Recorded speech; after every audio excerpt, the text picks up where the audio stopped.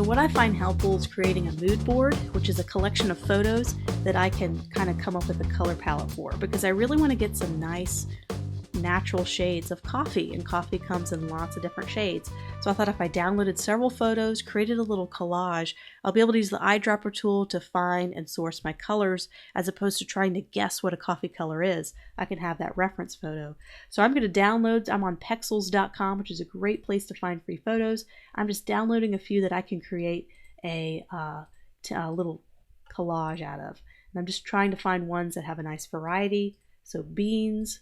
This one's going to be a great photo to use because it's got the cream in there. So I'm just downloading all these photos, ones that I think, ooh, look at that deep roasted coffee. I like that really deep. I bet I can get some really nice browns and dark browns there. And ooh, this one has a nice variety of coffee. So I'm going to probably do 2 more. Ooh, I like the cream on that one. The froth, I guess you could say. And let's do 1 more. Let's do 1 more. I kind of like this. I'd like to sample that color. So I'm going to pop in a website called Canva, and you can just go into Photoshop or go into Illustrator and just bring your photos in. But this is just a great kind of way to make quick collages for mood boards. So I'm just going to go over to my Elements Grids.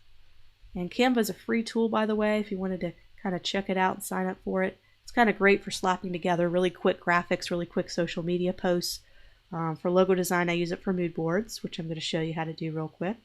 So it doesn't really matter the size as long as I have enough to squeeze them all in. So let's go ahead and upload my photos. So we're going to go ahead and so I'm just going to be dragging the photos and cropping them so I can really sample the best color palettes.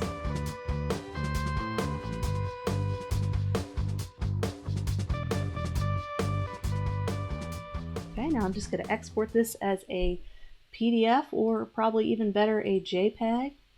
Just going to download that at high quality and bring that in Adobe Illustrator, and I'll see you there.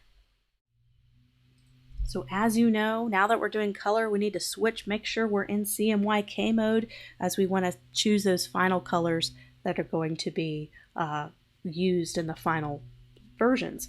So let's just make sure, if it's not already, go ahead and go down to File, Document Color Mode, and make sure everything is in CMYK color mode. Let's go ahead and switch it over.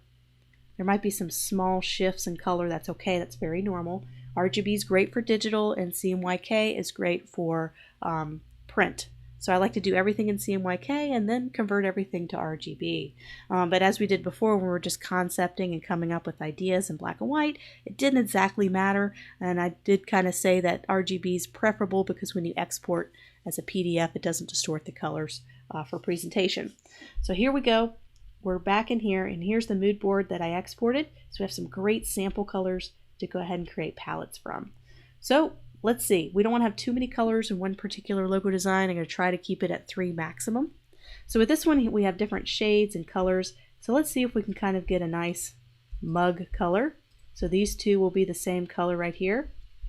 So let's kind of do a soft, let's see if we can't switch that to CMYK and kind of get some soft peach color, or kind of a, you know, when you see a mug, you kind of see a kind of a vanilla color. And let's see if we can't get some inspiration from some of these. So that kind of has a little bit of, let's go ahead and slide this over.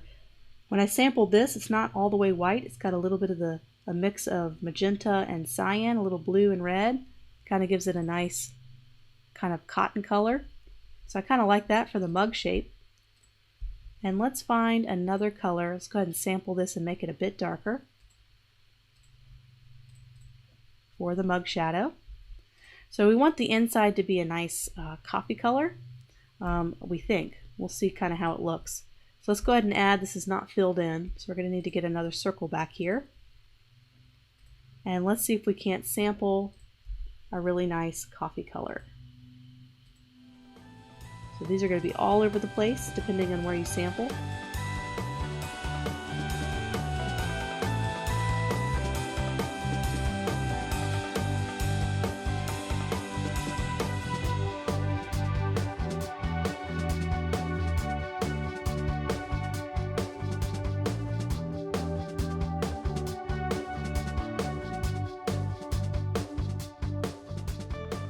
So this is kind of what I decided to go with.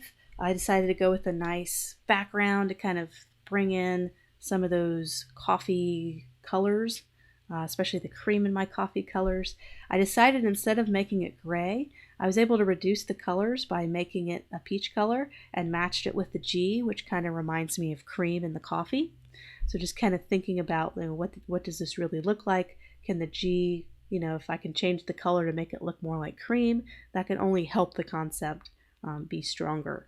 And so I decided to match the typography with the color of the coffee inside the cup. So I think changing it from having a gray mug to a warm colored mug helped to simplify the colors and make it more thematic on the color wheel.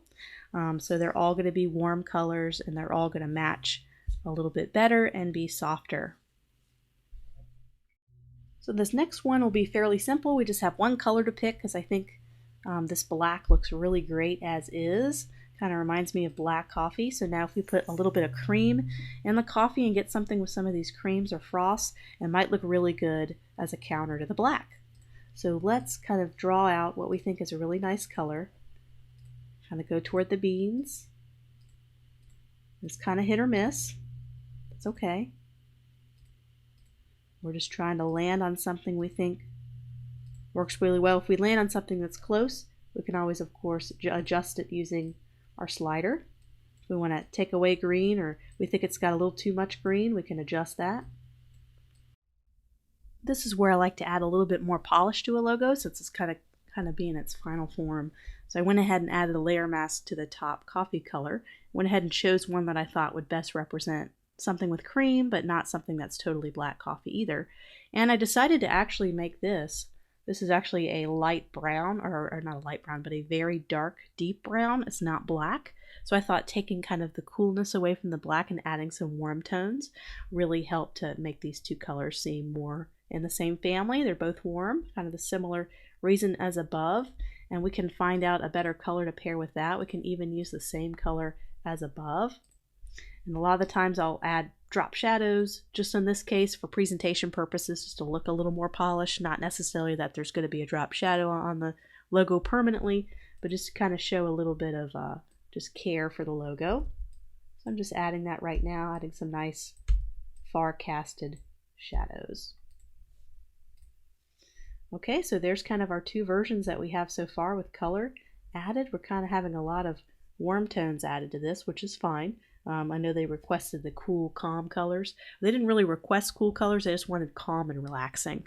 And when I think of these colors, I do think browns are pretty calm and relaxing. You know, they're not like reds, which are very angry, bright, vivid, energy. This is definitely more calm and relaxed and kind of some good colors there.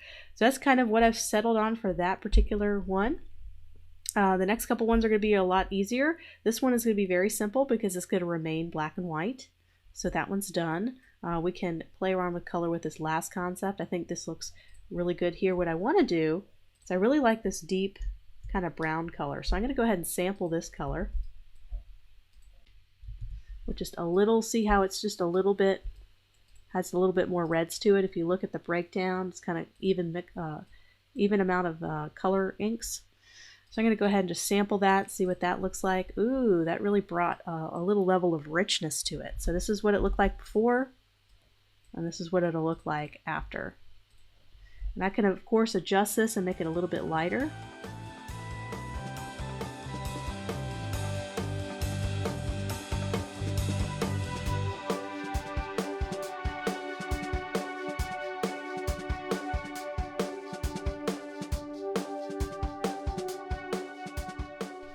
And so there we go. We have kind of a mixture here. What we could do here is we can have a contrast with our type.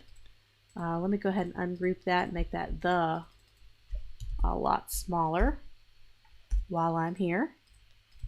And we could contrast that with lighter colors. So what we could do is we can ungroup this. Instead of making that all the same color, we can make a few of these items a different color. So let's go ahead and go over to let me go ahead and bring my sheet over here. Let's see if we can't bring out some of these colors here.